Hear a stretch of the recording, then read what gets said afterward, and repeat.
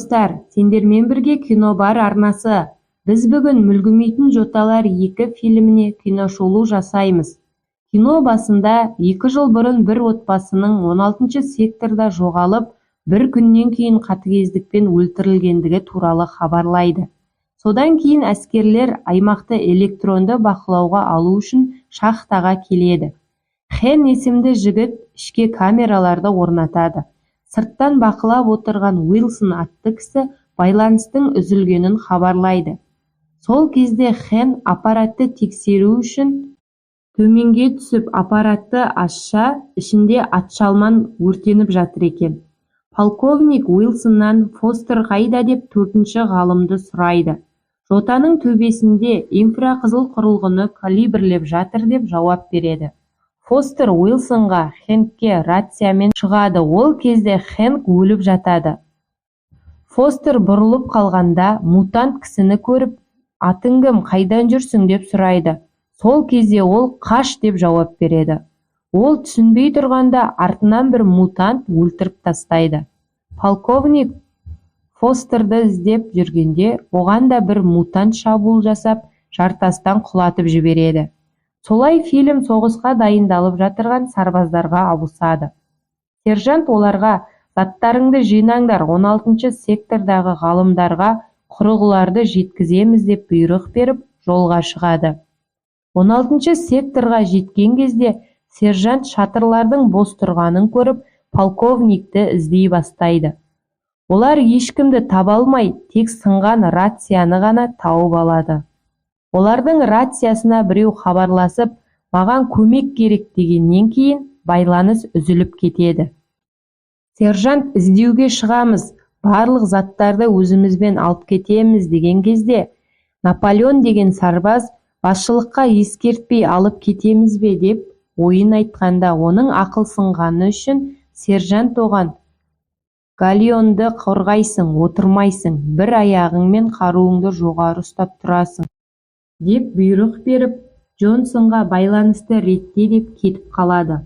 Олар жоғары шығып бара жатқанда, Микки атты сарбаз шұңқырға құлап, аяғын ауыртып алады. Сержант оны лагерге қайт деп қайтарып жібереді.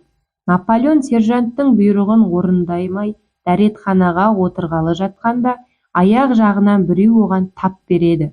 Сөйтсе ол ғалым Уилсон екен. Бұны кім істеді дегенде, олар деп Уилсон көз жұмады. Сарбаздар қашып кетпес үшін мутанттар олардың машиналарын жағып, мылтықтарын алып кетеді. Джонсон біздікілерді тауып алу керек дегенде, Наполеон жоталар қауіпті, мен бармаймын деп байланысты тексеріп отырады. Джонсон жоталарға шығып, Наполеон деп айғайлағанда, артынан бір мутант тап береді. Екеуі қырылып жатқанда, Микки мылтығымен мутанттың иығынан атады. Ол қашып кетіп, Микки Джонсонға жақындай бергенде, оның аяғынан тартып алып кетеді. Сержант командасымен келе жатып, өліп жатырған бір ғалымды тауып алады. Екі сарбаз жан-жағын бақылап келе жатқанда, бір мутант Мемлер деген сарбаздың арқасынан ұрады. Ол жерге құлап мылтығын алып, жоғарыны атып жатырған кезде, оқ сержантқа тиіп, ол мерт болады. Бұлардың жанына Наполеон мен Джонсон қосылады. Сарбаздар сержантты төменге арқан арқылы түсірмек болады. Сержанттың жанына Мемлер «Мені байлаңдар» деп, олар төменге түсе бергенде, арқанды мутанттар кесіп жібереді. Солай Мемле де мерт болады. Олар төменге жартасты жағалай жүріп келе жатып, полковникті тауып алады. Сарбаздар жотадан қалай түсеміз дегенде, полковник олар қыздарға тиіспейді, өйткені оларға ұрпақ көбейту керек, ал шатқалға кірсеңдер өлесіңдер. Бір ғана жол бар деп полковник өз-өзіне қол жұмсайды. Сарбаздар екі қызды отырғызып, оларға мутант жақындайды деген кезде мылтықтарын алып шығып атып тастайды. Месси атты қыз дәрет сындырып отырған кезде, оны бір мутант алып кетеді.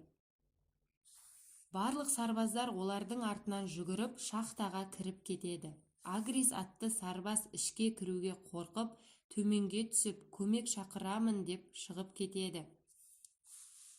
Төмен қарай өрмелеп бара жатқанда бір мутант атып шығып, оның бір қолын шауып тастайды. Ол да қолы тайып мерт болады. Қалған төртеуі ішті аралап келе жатқанда Наполеон мен Эмбер басқа жаққа құлап кетеді. Месси атты қызды мутант маған ұл туып бересің деп зәбірлейді. Наполеон мен Эмберге мутант шабуылдап, Наполеонды итеріп жіберіп, Эмберді өзімен алып кетпек болады. Эмбер мутанттың көзін шұқып, Наполеон басын езіп тастайды. Сол кезде көзі көрмейтін тағы бір мутант пайда болады. Оларды иісімен қуа бастайды. Олар есік көріп төменге домалап кеткенде, мейірімді мутант есікті жауып, бұл жер қауіпсіз, ешкім де жемейді деп айтады. Соқыр мутант мылтықты алып, жан-жағын ата бергенде оғы Дельверге тиіп кетеді. Мутантты Крэг өлтіріп тастайды. Наполеон есікті ашып, Дельвер мен Крэгті жандарына алады. Мейірімді мутант оларды ертіп, қауіпсіз жерге алып барады. Сол жерде Дельвер өліп қалады. Крэг шығатын есік табамын деп, оқ-дәрі жиналған бөлмені тауып алады. Ал Эмбер мен Наполеон Мессиді құтқаруға кетеді. Крэг бір оқ-дәрі жиналған корзинаны алып бара жатқанда, оның тоғы жалғанған темір жерге құлап жарылыс болады. Наполеон мен Эмбер Мессиді іздеп жүргенде, оларға мутант шабуылдап, Наполеон оның аяғынан тіліп мойнына пышақ тығып алады. Эмбер оны өлгенше мылтығын тығады. Эмбер Мессидің телефонына баласының видеосын қосып, мутантты алдап, Мессидің аяқ қолын шешіп кеткелі жатқанда, мутант Наполеонды талдырып тастайды. Мессиді өле қал деп жерге ұрғылап жатады. Эмбер мылтығын оқтап, мутанттың атқан кезде оғы басын жалап өтеді. Наполеонды қайтадан жарға лақтырып, Эмберді тамағынан көтеріп алады.